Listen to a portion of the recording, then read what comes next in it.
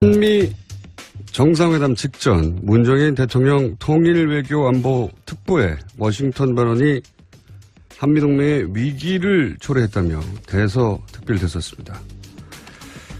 대통령 특보 문정인 연서대 특임교수 전화 연결되어 있습니다. 안녕하세요, 교수님. 안녕하세요. 네, 지난주에 저희가 연락드렸었는데 이제 정상회담 끝나고 인터뷰하겠다고 하셨습니다. 그렇죠? 네, 그리고 전 특보 자격으로 얘기하는 게 아니고 교수 자격으로 얘기하는 거니까 양해 바랍니다. 알겠습니다. 혹시 다른 질문 전에 저희 뉴스공장 들으십니까, 평소에? 예. 가끔 듣습니다. 제가 왜 이런 말씀 드리냐면, 당시 그 발언 때, 그게 뭐가 문제냐고, 국내 매체 중에 거의 유일하게 첫날부터 제가, 옹호를 한 방송입니다. 그러니까 다른 방송에서는 안 할 이야기까지 오늘 좀 해주시기를 부탁드립니다.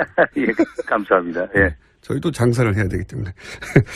다른 이야기 전에, 워싱턴에서 학술대는 그게, 언제 결정된 겁니까? 특보 대신 후에 결정된 건가요? 아니, 훨씬 전에 결정됐죠. 그리고 그건 지난 5년 동안 매년 해왔던 한미동맹에 관한 회의거든요. 그렇군요. 그러니까 제가 궁금한 건 이겁니다. 특보가 되기 전에 결정이 된 거죠?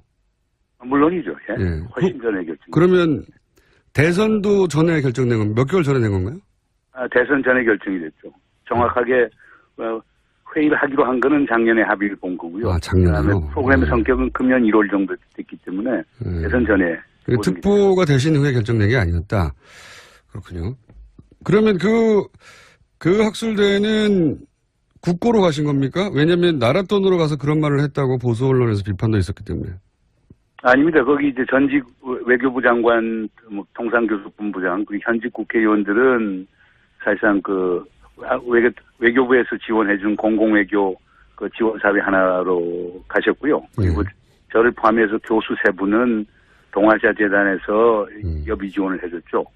그러니까 국고를 받고 간 것도 아니다. 이것도 사실관계가 틀린 비판이었네요. 자, 그럼 특보는 어떤 역할을 하는 겁니까? 대통령의 특보라는 게. 저는 두 가지로 봅니다. 하나는 대통령이 자문을 요청해 오는 거에 대해서 자문을 해주는 것. 예. 그게 제가 볼 때 제일 중요한 거고. 그 다음에 두 번째로는, 대통령이나 안보실에서 필요한 사항에 대해서 저에게, 특정한 임무를 줬을 때 그 임무를 수행하는 것. 두 가지로 이해하고 있습니다. 자문을 구하거나 또는 이런 일을 좀 해달라고 했을 때, 도와주신 역할. 그러면 네, 그렇습니다. 그 대가로 급여를 받으십니까? 급여 없습니다. 급여가 전혀 없어요? 네, 급여도 없고, 아직까지 활동비도 없던데요. 국고 지원을 한 것도 아니고, 급여를 받는 것도 아닌데, 그럼 그거 왜 하십니까, 그거? 저는 문재인 정부가 성공적으로 잘 됐으면 하는 마음에서요. 그래요? 세상이 꼭 무슨 보상을 받고 일만 하는 것은 아니지 않습니까? 그러니까 그렇긴 한데요. 정부에 도와주고 싶으니까. 예. 그렇긴 한데 이제 그 행사도 특보로 하신 게 아니고 국고로 하신 것도 아니고 또 특보 활동에 급여를 받거나 활동비를 따로 받는 것도 전혀 없다. 그러니까 이게 학자 개인 자격으로 발언했다는 게 이게 틀린 말이 아닌 거군요. 물론입니다. 왜냐면 제 본업은 교수니까요.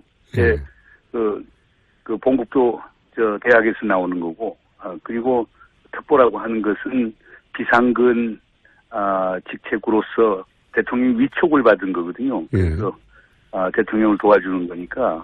근데 한국 언론에서 그냥 우리 특보라고 하는 자리를 너무 과도하게 평가를 해주셔서 제가 갑자기 예기치 않게 상당히 중요한 사람이 됐죠.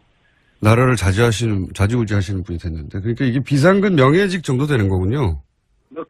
그렇게 이해하시는 게 정확할 겁니다. 일단 잠깐 사실관계 먼저 짚어봤고요.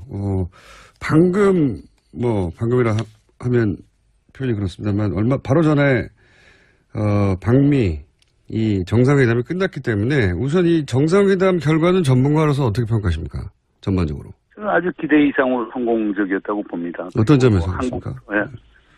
우선 대한민국 국민 많은 분들이 걱정하는 게 한미동맹 잘못될 것 아닌가 했는데 한미동맹 분명하게 짚고 넘어가셨고 그리고 한국과 미국 사이에 북한의 비핵화라고 하는 걸 공동의 목표로 분명히 설정을 했고 그리고 세 번째로는 그 틀 안에서 한국이 보다 더 주도적 역할을 한다라고 하는 것을 명백히 했기 때문에 저는 뭐 전반적으로 이번 정상회담은 상당히 성공적이었다고 평가합니다. 이런 표현을 하셨어요. 예, 정상회담 전에 문 대통령, 트럼프 대통령은 음양의 조화를 이루어서 성공적이 될 것이다. 이렇게 표현하셨는데 이게 어떤 의미입니까? 뭐 트럼프 대통령은 상당히 공세적인 분 아닙니까? 예. 반면에 우리 문재인 대통령은 상당히 차분하고 진지한 분이고 저는 처음부터 그렇게 봤습니다. 이런 성격이 가령 저 자신도 상당히 공세적인 사람이거든요. 제가 좋아하는 분들은 또 상당히 차분하고 진지한 사람을 또 좋아하거든요. 그러니까 그런 점에서 문재인 대통령과 트럼프 대통령 사이에 음양이 조화가 있을 수 있다라고 봤던 거거든요. 이번에 근데 특히 트럼프 대통령은 상당히 자기 자신을 절제하면서 우리 문재인 대통령을 아주 정중하게 대한 것 같아요.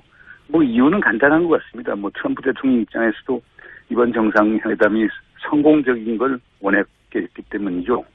왜냐하면 그동안 이제 우리 트럼프 대통령이 동맹국들에 대해서 상당히 그 어려운 시간들을 주는 사례가 있곤 했었는데 그거에 대한 또 미국 국내의 비판도 있고 했기 때문에 가급적 문재인 대통령과의 정상회담을 성공적으로 이끌겠다라고 하는 본인 스스로의 의지도 있었다고 봅니다. 알겠습니다.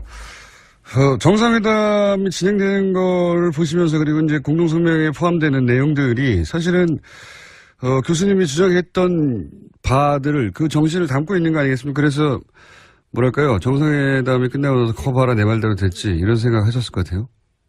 그렇습니다. 뭐 가령 뭐 제일 중요한 거는 네. 그동안 그 한미동맹이 이제 미국이 한국에 대해서 일방적으로 베푸는 시해동맹으로 이해해왔거든요. 네. 근데 저는 무사히 호해동맹으로 변화해야 된다고 주장을 한 바가 있습니다. 그런데 그와 관련해서는 가령 연합방위를 하는데 한국이 주도적 역할을 한다. 그리고 그것을 위해서는 전시 작전 통제권을 반환한다. 이건 뭐를 얘기하느냐면 연합방위에 있어서 한국군이 주력군이 되고 미군이 지원군이 된다는 그런 개념이거든요. 네네. 이건 이제 또 동맹이 정상화가 되는 거겠죠. 그렇지 않습니까? 주한미군 사령관 뭐 27,000명 갖고 있는데 그런 사령관이 65만에 대해서 작전 통제권을 갖는다는 것은 아무리 봐도 그건 비정상이거든요. 뭐 그런 것도 의미가 있고 특히 제가 역점을 두는 거는 우리 한반도 평화체제를 구축하는데 한국이 좀 주도적 역할을 해야 되지 않느냐. 그런데 그것도 공동성명에 들어가 있어서 그런 점에서는 제가 생각한 대로 많은 게 이루어진 것 아닌가 이렇게 생각합니다. 이건 어떻게 보십니까? 공동성명이 발표되는데 이제 7시간이나 걸렸다. 이 대목은 어떻게 해석하십니까? 왜 어떤 이유로 7시간이 걸렸고 이 의미를 좀 해석해 주십시오. 7시간이 걸린 이유에 대해서. 아마 그건 그 공동성명을 작성하는 데는 그 NSC하고 예. 국무부가 상당히 관여를 했을 거고 그다음에 이것을 사실 정치적으로 최종화시키는 것은 비서실장을 통해서 백악관의 이제 메인스트림 스텝들이 이제 봐야 되는 거라고 저는 보거든요. 예. 그렇기 때문에 그 절차, 그 비서실장 검토와 같은 그 절차 때문에 시간이 걸린 것이지 뭐 무슨 특별한 다른 의미가 있는 건 아니었다고 봅니다. 특히 이제 공동성명에 아마 트럼프 대통령 같은 분은 한미 FTA 같은 것을 꼭 집어넣고 싶어 했겠죠. 예, 예. 이제 그런 것들이 뭐 공정무역이라고 하는 그런 아주 완화된 표현으로 나왔는데 아마 그런 거에 대한 조율 같은 것이 백악관 내에서 있었던 것 아닌가 이렇게 추정이 됩니다. 그리고 중요한 거는 백악관은 아직 그 전반적인 제도적 장치가 잘 안착이 된 것 같지가 않습니다. 그렇기 때문에. 왜 그렇습니까? 왜냐하면 트럼프 대통령의 그 통치 스타일하고도 관련이 됐고요. 예. 그리고 백악관 내에 있어서의 그 주요 참모들 간의 역할 분담 같은 것도 아직도 소위 영어로 그걸 이볼빙, 진화하는 과정이라고 이렇게 볼 수가 있겠죠. 그렇기 때문에 그런 문제점들이 전반적으로 반영된 것 아닌가 보아집니다. 트럼프 대통령이 뭐 주요 인사들 선임하는데 애를 먹었고 그 이후로 또 이제 언론하고도 불협화음이 심하고 뭐 그러다 보니까 아직 백악관이 안정된 것 같지가 않다 이렇게 보시는 거군요. 예, 그렇습니다. 예. 네. 그런데 이제 말씀하신 대로 그 공정무역, 그러니까 프리라는 단어가 페어로 바뀌었더라. 최종적으로는 그렇게 결정돼서 공동성명문이 나왔는데, 근데 이제 이게 의미하는 게 결국 한미 FTA이고, FTA 관련해서는 성명서에 없는데 트럼프 대통령이 이제 발언을 그 기자들 앞에서 함으로 해서 앞으로 이제 FTA 재협상이 있을 것 같고, 방위비 분담금 문제도 커지지 않겠냐. 그러니까 이게 과제로 남았다. 이렇게들 국내 언론은 분석하고 있는데, 교수님은 어떻게 보십니까? 그거 뭐, 당당하게 다루면 될 것 아닌가요? 그러니까 FTA 같은 경우는 이미 지난 4월에 펜스 부통령이 왔을 때 예고를 하고 갔거든요. 그러니까 지금 한미 FTA 리뷰, 검토해야 되겠다. 그리고 거기에 문제가 있으면 리폼, 개혁을 해야 되겠다라고 하는 걸 분명히 짚고 넘어갔거든요. 또 우리 정부도 뭐 그만큼 또 준비하고 있고. 그리고 사실상 트럼프 대통령께서 이제 말씀하시는 거 보면 조금 이렇게 현실 왜곡되는 부분이 있는 것 같아요. 왜냐하면 우리가 한미 경제 관계를 보면은 상품 교육 같은 데는 우리가 뭐 110억 불씩 흑자를 보고 있지만 서비스 교육이라든가 투자 계정이라든가 이런 걸 보면은 미국이 흑자를 보고 있거든요. 게다가 지금 뭐 문재인 대통령도 지적을 했습니다마는 우리가 미국 무기를 제일 많이 사오는 국가 아닙니까? 그래서 그 총체적 그림으로 봤을 때는 한미 경제 관계에 있어서 미국이 손해 보는 건 아니거든요. 그럼 이런 걸 뭐 짚고 넘어가면은 제가 볼 때는 얼마든지 우리도 당당하게 요구할 거 요구하고 또 줄 수 있는 것 아니냐 이렇게 생각이 됐기 때문에 이런 거 갖고 너무 걱정을 미리 할 필요는 없다고 보아집니다. 방위비 분담도 마찬가지입니다. 네. 그러니까 xem 보세요. 지금 통계가 이제 다 다른데요. 우리가 지금 지금 2016년 기준으로 해서 우리가 지금 미국 측에 주한미군에게 이제 부담하는 방위비 분담이 되는 게 한 뭐 9,440억 정도 이렇게 되거든요. 네. 그 중에 뭐 인건비가 3,630억, 군수지원비가 1,591억, 군사건설비가 4,220억 이렇게 되는데 그 중에 아직도 지금 주한미군이 미집행분이 3,650억 원씩이나 됩니다.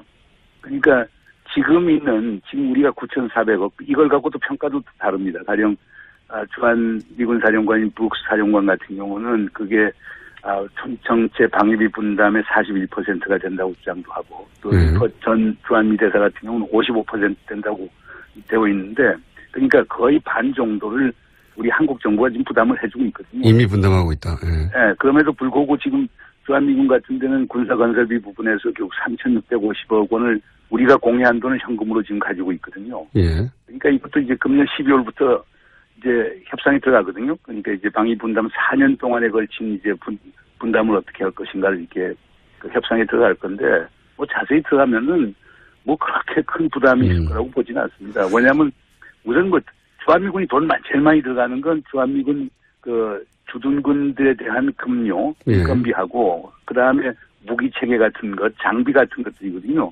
그건 기본적으로 뭐 독일도 그렇고 일본도 그렇고 그거는 기본적으로 미국이 부담을 하는 거거든요.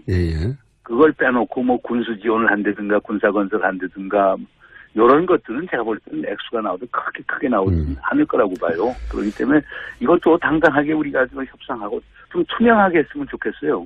일본 같은 데는 소요 충족형이라고 해서 매년 사실상 주일 미군이 요구를 하고 그다음에 일본 정부가 그걸 검토해서 그거에 대해서 지불을 하거든요. 그러니까 미집행분 같은 게 남지가 않죠. 근데 한국 같은 건 총액 기준으로 하기 때문에 그러니까 우리가 미군이 지금 어떻게 어느 정도 지금 한국에서 자기들이 돈을 쓰고 있는 걸 우리가 알지 못하고 있어요. 명세를 모르는군요, 우리는. 네, 그러니까 왜냐하면 총액 기준으로 가니까.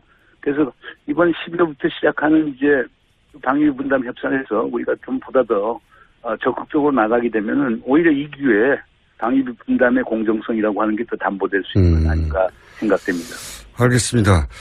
거기까지 제가 충분히 이해했고요.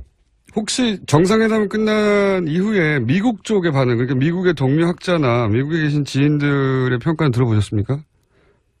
예. 뭐 전반적으로는 저는 특히 보수 쪽으로 그러니까 그 진보적 시각을 가진 학자들은 좀 실망을 했고요. 오히려.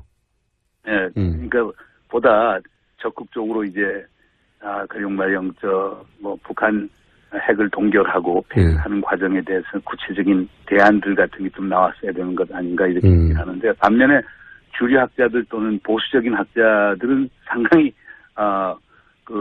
반색하는 그런 느낌이더라고요. 그러니까 우리 문재인 대통령이 이게 참여정부 2.0 아닌가 이런 걱정을 쭉 했는데 문재인 대통령이 동맹에 대해서 분명히 짚어주고 그다음에 비핵화라고 하는 공동의 목표를 분명히 설정해주고 거기서 한국과 미국 간의 역할 분담을 분명히 해줘서 안심스럽다. 이런 말씀들을 주로 하더라고요. 특히 사드 문제 같은 경우도 의회에 가서 일단 합의된 것을 번복하지는 않는다. 그러나 하여간 대한민국의 법 절차에 따라서 환경영향평가는 받아야 된다. 이렇게 얘기한 것도 상당히 그쪽에서 긍정적으로 보더라고요. 네, 환경영향평가 말씀하시니까 환경영향평가 해야 된다고 하셨다가 4개월간 그것도 국내 언론에 공격을 많이 받으셨는데 혹시 당시 그런 발언하면서 국내에 돌아가면 이런 발언으로 본인이 공격을 받을 거라는 예상하셨어요? 저는 못했죠. 그건 아직 단순한 법상식 아닙니까? 그러니까 대한민국 국민 심지어 외국 군대도 한국에 들어오면 한국의 국내법에 따라야 되는 것 아닌가요? 그러니까 저는 상당히 예상이었습니다. 아니 환경영향평가 받아야 되는 게 물론 이제 이런 오해들은 있었습니다. 그러니까 마이클 그린 교수 같은 분은 이렇게 지적을 하자고. 예, 친일파요. 환경영향평가법에 보면은 국방장관이 군사 비밀을 요하는 시설에 대해서는 환경영향평가를 면제할 수 있다라고 하는 규정이 있는데 그걸 지키면 되는 것 아니냐. 네네. 근데 그걸 안 하는 이유가 결국에 의도적으로 사드 배치를 지연시키거나 철회시키기 위한 한국 정부의 의도가 아니냐. 네네. 이렇게 지적을 했었습니다. 그래서 그러나 이제 저 입장은 김종대 의원도 그걸 참 지적을 잘해 주셨는데 그러니까 이미 한민구 장관이 성주에 내려가서 성주 주민들에게 환경영향평가를 받겠다고 약속을 한 상황이다. 국방장관이 스스로 약속을 했기 때문에 그리고 그걸 면제하지 않겠다라고 밝혔는데 그것을 현 정부에서 어떻게 뒤집을 수 있느냐라고 하는 이제 답변을 했는데 그래서 하여간 중요한 건 한국 현 정부 탄생된 게 결국에 시민의 힘, 촛불의 힘 갖고 당선된 건데 그러면 촛불이 힘이 요구하는 건 뭡니까? 결국 민주주의 제대로 하라, 법의 지배를 제대로 하라는 것 아닙니까? 네. 그런 점에서는 환경영향평가는 받아야 되는 거겠죠, 뭐. 그런데 이제 그 과정에서 마이클 그린도 말씀하셨는데, 한국 학자라서 받아들이기에는 무례하다 하는 질문도 있었다고 이제, 전해졌는데 어떤 질문들이 있었습니까? 무례하다. 그것도 이제 논란이 된 거였죠. 그러니까 그러니까 문재인 정부가 사드 배치를 철회한다라고 하면은, 그러면은 트럼프 대통령이 주한미군 철수할 가능성도 있다. 네. 동맹에 엄청난 아주 빈혈이 올 수 있다. 이런 주장을 쭉 했는데, 그때 우리 저하고 홍익표 의원하고 김종대 의원 세 사람이 같이 가 있었는데, 우리 세 사람의 기본적인 공통된 의견은 그건 과한 주장 아니냐. 사드라고 하는 게 방어적 무기 체계인데, 그거 배치 하나 갖고서 동맹이 흔들리고 주한미군 뺀다라고 하면 그런 동맹을 우리가 어떻게 믿을 수 있느냐. 이런 입장을 표명했는데, 한국 언론에서는 그게 그냥 좀 부정적으로 그게 이제 부각이 됐죠. 마이클 그린은 트럼프 김정은을 만든다는 발언도 트럼프 대통령을 했었는데 마이클 그린은 북한에 선제적으로 타격하라고 그런 주장을 했던 사람 아닙니까? 그 대표적인 친일파고. 그렇게까지 주장은 안 했. 제가 마이클 그린이 그렇게 주장했던 걸 기억하지는 않습니다. 그렇습니다. 제가 찾아본 자료는 있긴 하던데, 여하간. 제재와 압박을 강조하긴 하지만은, 제재 압박을 강조하고, 그 다음 모든 대안이 on the table. 그러니까, 가능하다라고 하는 걸 주장해서 군사적 행동에 대해서 간접적 시사는 했겠지만은, 그것을 앞에 내놓고 하는 그 정도의 또 보수적인 강경파는 아니라고 생각합니다. 이건 어떻습니까?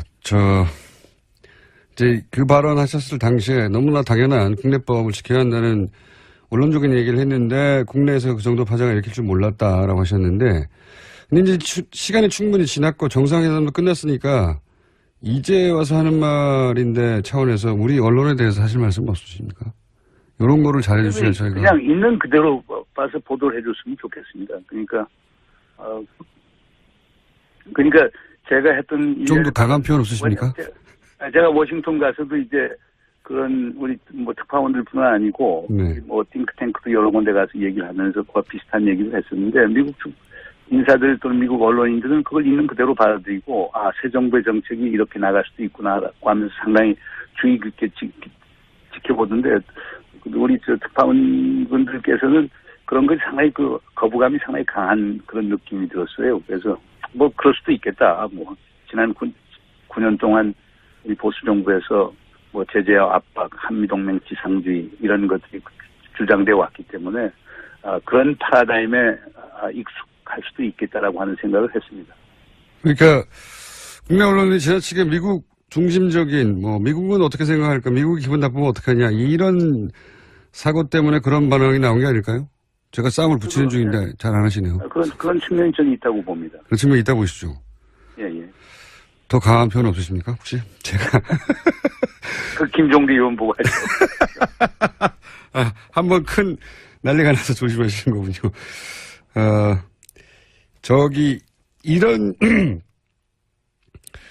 이런 부분 없으십니까?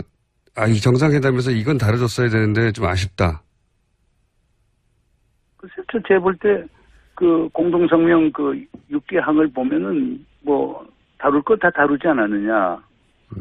사드 문제 같은 경우 왜 들어가지 않았냐고 얘기했는데, 사실 사드 문제가 우리 언론 같은 데 상당히 크게 대두가 되고 그랬지만, 사드 엄격한 해서 그건 무기체계 하나지 않습니까? 네. 그 말도 하셨죠. 그건 실무에서 논의하면 되는 거거든요. 이거 정상회담에서 논의할 건 아니니까. 그래요? 저는 그렇게 생각합니다. 왜냐하면, 물론 사드 문제가 지금은 아주 높은 수준의 상징성을 갖고 있는 건 분명한 사실입니다. 그럼에도 불구하고 그건 무기체계고 그건 실무 수준에서 논의하면 되는 것이기 때문에 이게 정상회담의 주요 쟁점으로 부각이 돼서 그게 정상회담의 성공과 실패를 가늠하는 그런 아젠다가 되는 건 바람직하지 않다고 저는 생각했습니다. 실제 그랬습니다. 대통령 간의 주요 아젠다는 아니었던 것 같습니다. 얘기를 나누는지 모르겠지만. 그렇습니다. 예. 이번 사드 문제는 빼졌죠. 그러니까요. 자. 가령 예를 들어서 개성공단 재개라든가 금강산 사업 재개 같은 것도 다 빠졌거든요. 네. 정상회담은 일단 하기로 결정을 하면은요. 그게 성공적이어야 하기 때문에 서로가 불편하고 그것 때문에 정상회담이 결렬이 된다라고 하는 그런 의제들은 가급적 빼는 게, 국제외교의 기본 상식이거든요. 알겠습니다. 정상회담은 그걸 그냥 따랐다고 생각이 됩니다. 교수님, 스튜디오에 한번 나와주십시오. 예, 그렇게 하도록 하죠, 네. 앞으로 별일. 사실상 외교부에서 지원해준 공공외교 지원 사업의 하나로 가셨고요. 그리고 저를 포함해서 교수 세 분은 동아시아 재단에서 여비 지원을 해줬죠. 그러니까 국고를 받고 간 것도 아니다. 이것도 사실관계가 틀린 비판이었네요. 자, 그럼 특보는 어떤 역할을 하는 겁니까? 대통령이 특보라는 게. 저는 두 가지로 봅니다. 하나는 대통령이 자문을 요청해 오는 거에 대해서 자문을 해주는 것. 예. 그게 제가 볼 때 제일 중요한 거고. 그 다음에 두 번째로는, 대통령이나 안보실에서 필요한 사항에 대해서 저에게, 특정한 임무를 줬을 때 그 임무를 수행하는 것. 두 가지로 이해하고 있습니다.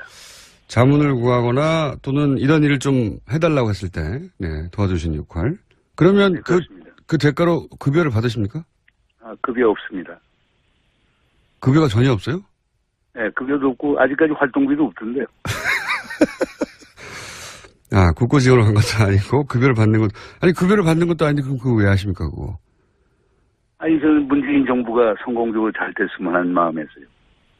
그래요? 세상이 꼭 무슨 보상을 받고 일만 하는 것은 아니지 않습니까? 그러니까 그렇긴 한데요. 정부에 도와주고 싶으니까. 예. 네, 그렇긴 한데 이제 그 행사도 특보로 하신 게 아니고 국고로 하신 것도 아니고 또 특보 활동에 급여를 받거나 활동비를 따로 받는 것도 전혀 없다. 그러니까 이게 학자 개인 자격으로 발언했다는 게 이게 틀린 말이 아닌 거군요. 물론입니다. 왜냐면 제 본업은 교수니까요. 본국도 대학에서 나오는 거고, 그리고 특보라고 하는 것은 비상근, 직책으로서 대통령 위촉을 받은 거거든요. 그래서 대통령을 도와주는 거니까. 근데 한국 언론에서 그냥 우리 그 특보라고 하는 자리를 너무 한미 정상회담 직전 문정인 대통령 통일외교안보 특보의 워싱턴 발언이 한미동맹의 위기를 초래했다며 대서특필됐었습니다. 대통령 특보 문정인 연서대 특임교수 전화 연결되어 있습니다. 안녕하세요, 교수님. 안녕하세요. 네, 지난주에 저희가 연락드렸었는데 이제 정상회담 끝나고 인터뷰하겠다고 하셨습니다. 그렇죠? 네, 그리고 전 특보 자격으로 얘기하는 게 아니고 교수 자격으로 얘기하는 거니까 양해 바랍니다. 알겠습니다. 혹시 다른 질문 전에 저희 뉴스공장 들으십니까, 평소에? 예. 가끔 듣습니다. 제가 왜 이런 말씀 드리냐면, 당시 그 발언 때, 그게 뭐가 문제냐고, 국내 매체 중에 거의 유일하게 첫날부터 제가, 옹호를 한 방송입니다. 그러니까 다른 방송에서는 안 할 이야기까지 오늘 좀 해주시기를 부탁이 드립니다. 예, 감사합니다. 예. 저희도. 과도하게 평가를 해주셔서 제가 갑자기 예기치 않게 상당히 중요한 사람이 됐죠. 나라를 좌지우지하시는 분이 됐는데, 그러니까 이게 비상근 명예직 정도 되는 거군요. 그렇게 이해하시는 게 정확할 겁니다. 네. 일단 잠깐 사실관계 먼저 짚어봤고요. 방금이라 하면 표현이 그렇습니다만, 바로 전에, 방미, 이 정상회담이 끝났기 때문에 우선 이 정상회담 결과는 전문가로서 어떻게 평가하십니까? 전반적으로. 저는 아주 기대 이상으로 성공적이었다고 봅니다. 어떤 점에서 그렇습니까? 우선 대한민국 국민 많은 분들이 걱정하는 게 한미동맹 잘못될 것 아닌가 했는데, 한미동맹 분명하게 짚고 넘어가셨고, 그리고 한국과 미국 사이에 북한의 비핵화라고 하는 걸 공동의 목표로 분명히 설정을 했고, 그리고 세 번째로는 그 틀 안에서 한국이 보다 더 주도적 역할을 한다라고 하는. 장사를 해야 되기 때문에. 다른 이야기 전에, 워싱턴에서 학술대는 그게, 언제 결정된 겁니까? 특보 대신 후에 결정된 건가요? 아니, 훨씬 전에 결정됐죠. 그리고 그건 지난 5년 동안 매년 해왔던 한미동맹에 관한 회의거든요. 그렇군요. 그러니까 제가 궁금한 건 이겁니다. 특보가 되기 전에 결정이 된 거죠? 물론이죠. 예. 훨씬 전에 결정. 그러면 대선도 전에 결정된 건 몇 개월 전에 된 건가요? 대선 전에 결정이 됐죠. 정확하게 회의를 하기로 한 거는 작년에 합의를 본 거고요. 작년에요? 프로그램의 성격은 금년 1월 정도 됐기 때문에 대선 전에. 특보가 되신 후에 결정된 게 아니었다. 그렇군요. 그러면 그 학술대는 국고로 가신 겁니까? 왜냐하면 나라 돈으로 가서 그런 말을 했다고 보수 언론에서 비판도 있었기 때문에. 아닙니다. 거기 이제 전직 외교부 장관, 통상교섭본부장, 그리고 현직 국회의원들은